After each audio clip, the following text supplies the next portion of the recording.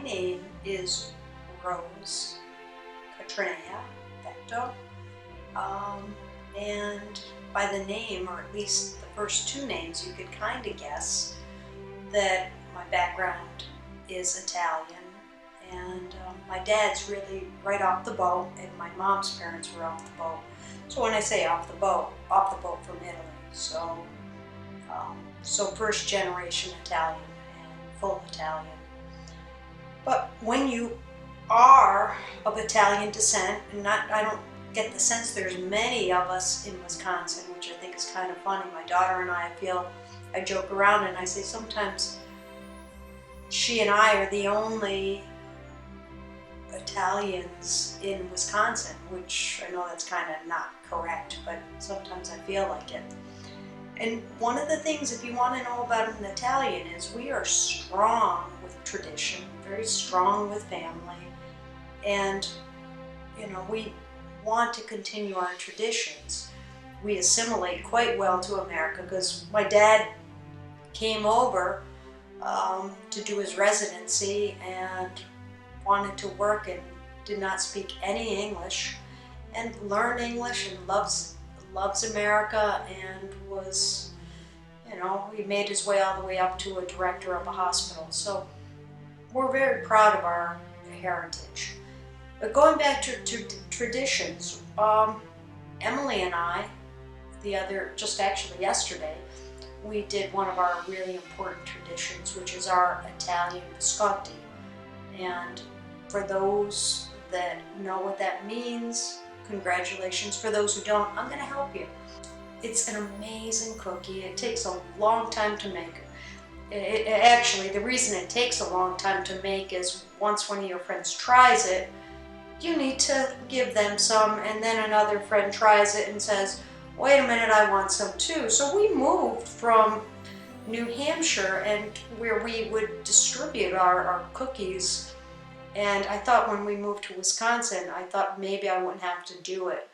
Well, I had a couple of friends that I knew I had to send some back to New Hampshire, and then when we went back this summer to New Hampshire, some of my other friends were very sad that they were cut from the list.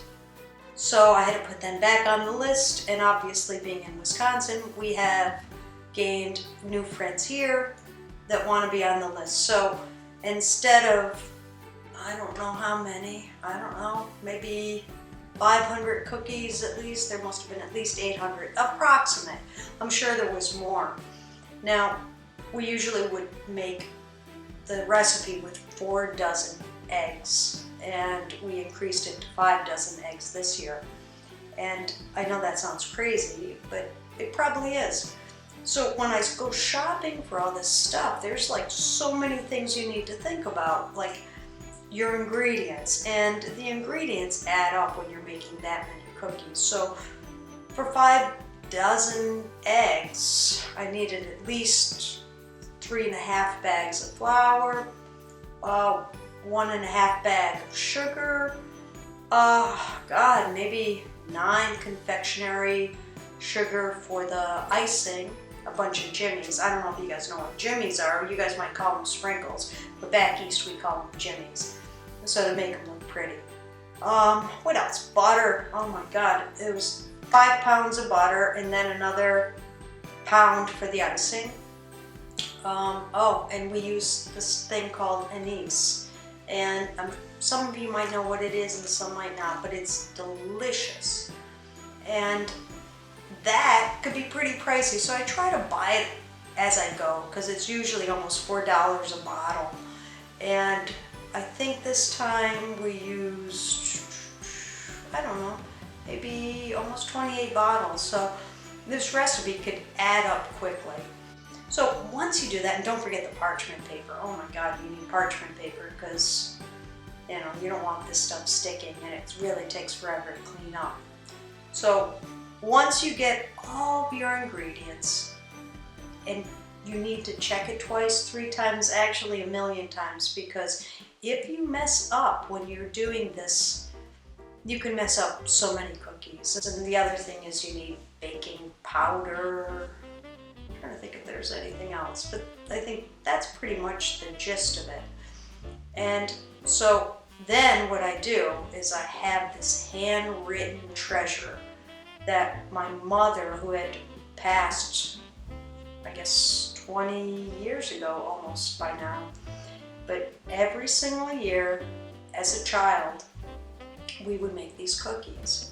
And she also, as she did with her mom, and she would make these cookies. And usually when you're a child, you're in charge of the sprinkles, or jimmies as we call them. And so that's how I remember doing it. My mom would work and get the cookies done and put the icing on, and I would put the jimmies on. And that's how Emily started, a matter of fact. One of the dangers of a kid doing the sprinkles is they tend to be heavy-handed. But the good news is, as they get older, it's nice to know that I don't go through a million of those containers of jimmies. Now we only went through a few. Emily has taken control and not put a million jimmies on our cookies, so thank God for that. So little miracles. So we set everything up. You got to make sure you have everything out, because once you start, you can't stop because there's so much work. And I have to say, we are blessed to have an amazing kitchen with 2 ovens, so we have 4 trays going at the same time, which is excellent. I almost feel like we have an industrial kitchen, and our friends have commented on that, so it makes it better. So we start, I think we got a late start this year, maybe around 10, and we finished around 9:30. It was about 11 hours or so approximate that it took.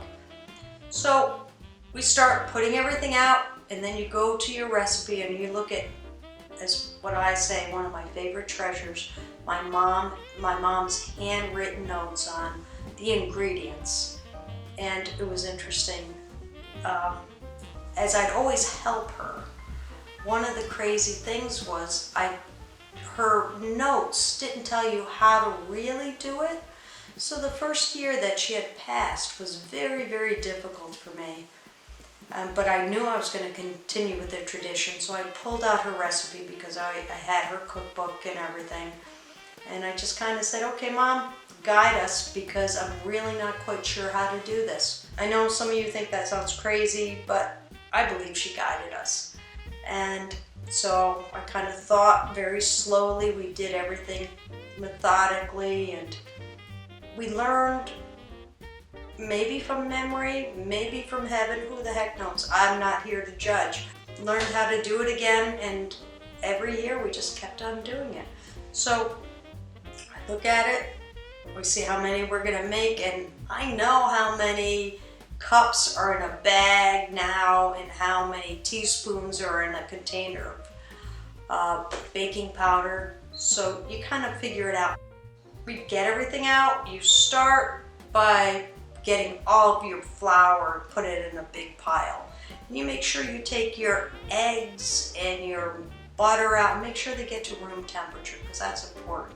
So you have everything, and then you put your flour and your baking powder together and make sure you sift it all in to make sure it's equally distributed.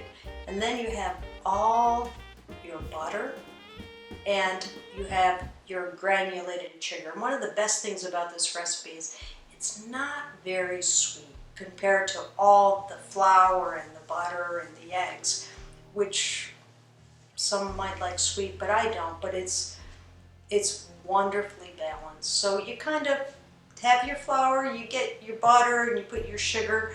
And some people believe in using industrial stuff, but one of the important things with baking that people don't realize, because you have very fancy equipment, is the secret of a good combination for your baking is your hands.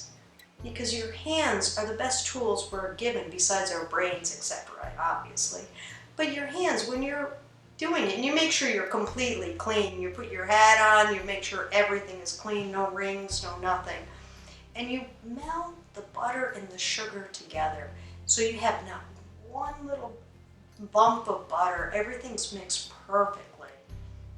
So you do all that, and then after that you slowly combine your flour and baking powder, and it takes a while just mixing and mixing, and it really is a two-person job. So you try to do that, and then you just keep on going until it's completely mixed. And no lumps, no nothing.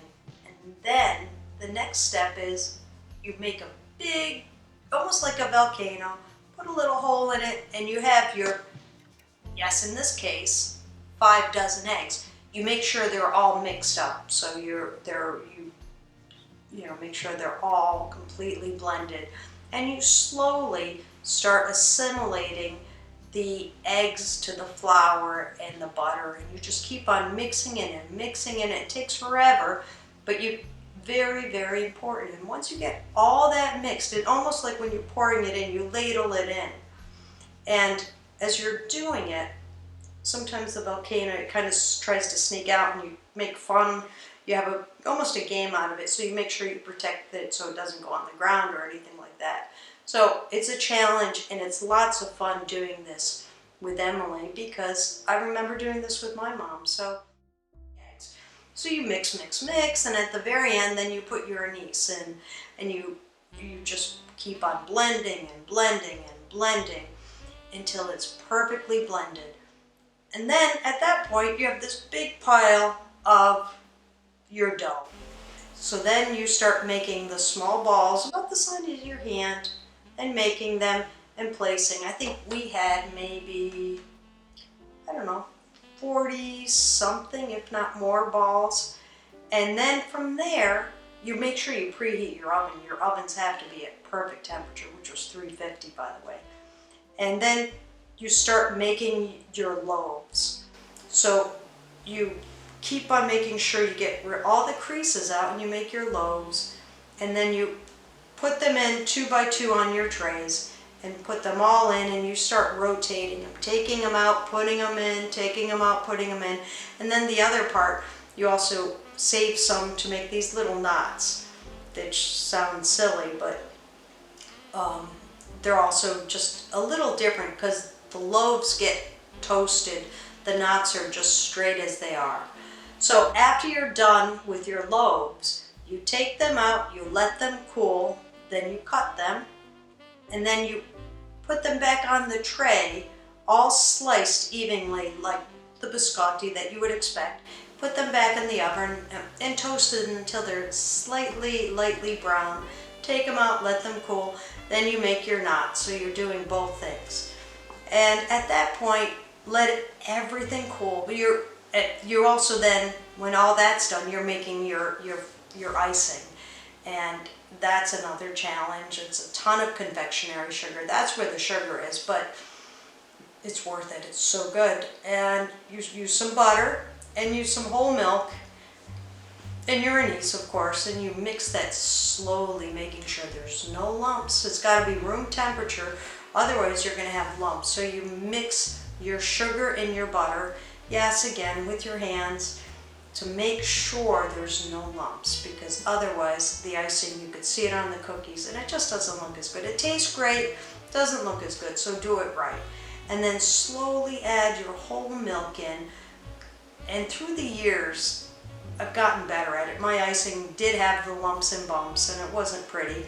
It was a little too thin, and every year I kind of figure out how to do it better and better. I think this year we nailed it. It was perfect.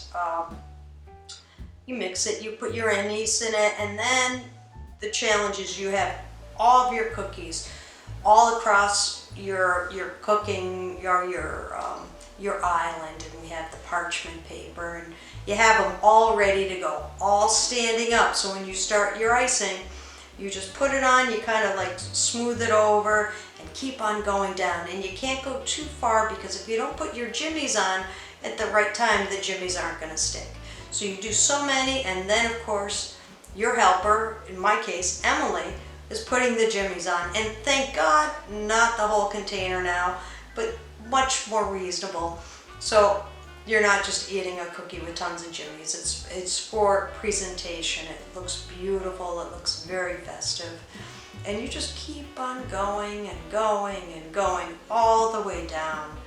And then you have this incredible creation that is a treat that everyone wants. But the other thing is you have to let it dry overnight, and your kitchen pretty much is a big mess. You know, there's jimmies on the floor, of course, and you have to make sure the frosting or the icing you let it dry, because then if you're going to share it with others, as we do, you want to put it in Ziploc bags, and then you get your containers for the post office. And today, that's what I was doing today, shipping out to New Hampshire and to New York and wherever else I needed to ship, to send these biscotti that become a tradition for our family, to our friends, and to our other people that enjoy them. And when you make that list, it's almost impossible to get them off, because they just won't let you get off. And that's okay, because you know what? That's what Christmas is all about. Sharing your tradition. And as Emily's friend said, I wish I could remember exactly, we continue our tradition, but our tradition allows us to live on. And through that, I think my mom, my grandmother, they live on, and I will live on through my daughter Emily, and Emily's children. The bite that's going to just keep on going and going. That's what it's all about. It's not about presents. It's not about plastic crap that you're going to throw out, or another sweater or socks or whatever you get. It's about spending time with your family and telling stories that, if we don't tell them, will be forgotten. And once it's forgotten, it's hard to bring it back. And that's why I'm going to continue to do this tradition as long as I can stand. And I'll tell you, 11 hours was a lot for the older I get. But I know Emily's going to continue it. So I continue doing this. I look at my hands now and I joke around and I say I have old man farmer hands. And if you're a farmer, no offense, because I think farmers are great. They work with their hands, and it's important to be able to laugh and to be able to do things sometimes the old-fashioned way, because nowadays, when I think about how fast we move along and we focus on the computer, and we focus on your iPhones and all that stuff, we forget how to share our lives. And when we forget that, we forget a lot. So these biscotti are not just cookies, and they are a tradition, and they are the meaning of Christmas, of giving and loving and continuing friendships and love throughout our lives. That I'd rather do that than just wrap something up. Yeah, I've ordered a couple of things on Amazon, but nah, those are not as meaningful as today, when I went around to our neighbors and handed out their biscotti, and all my friends all excited to know that they will be getting their cookies, and my brothers as well. I just spoke and said that the cookies will be coming, and as always, they're a part of Christmas. So don't forget that it's not just something you buy. It's something that you give from yourself, from your soul, from your tradition, from your memories. Make memories. So, in closing, I wish you all happy holidays, Merry Christmas, Happy New Year, or whatever you celebrate, but celebrate life and your holidays to the fullest, and share your traditions. I will say, back in college, I got the nickname Mama Rosa because I would make things for my friends, espresso or pasta or whatever it is. So, in closing, Merry Christmas from Mama Rosa's kitchen to you all, and to your family, and to your friends.